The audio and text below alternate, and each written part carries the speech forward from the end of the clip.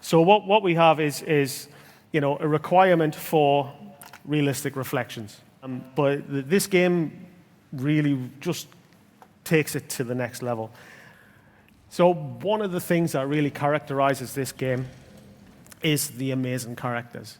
But what he has is, he has this strong light source at his feet, and it's casting this big shadow on the wall. Now, you can't ray trace that. You can't pre-bake that. You have to ray trace that. And if I switch RTX off, you get just generally a big, strong shadow, and that doesn't fit with the characteristics of the light or the world. And if I zoom in on him a bit more, you can actually see just the amazing amount of detail that he has. So if I go over here, you actually see that all that detail is correctly reflected, including the shadow, in this parabolic mirror. So if I look across here, you can actually see in the surface of the bomb that he is actually correctly reflected, and the shadows are fully intact. So a little wander through this amazing world. This has an absolutely beautiful aesthetic. There's some real artistry in here. Now, this guy, again, he has a strong light. And with RTX off, it's just a strong light with a very harsh shadow. And it detracts from the real beauty of these models. So as you can see, it isn't just static. We have some dynamics in here. If I switch RTX on, it still works. And it softens properly. You get the penumbra, you get the umbra. Absolutely everything's right. So let's have a look at something really interesting. So screen space reflections. We've talked about it all the time, right? And you can see that screen space reflections, when presented with a mirror that's very obvious here, you can actually see that it just breaks down because there's no information in the scene that can actually be reflected properly.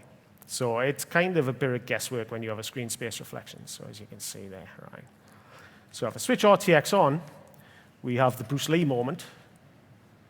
As you can see, we've got the Hall of Mirrors. We get the correct fall off, and because no mirror is perfect, you actually get the color fall off, and it fades out as a real mirror would. As you can see that we're not pre-baking any of this, you can actually see that there's detail in there. Those characters are properly animated. So just to prove that it really is a mirror, again, we have these characters across here. So people might say that real mirrors, that could possibly be hacked, right?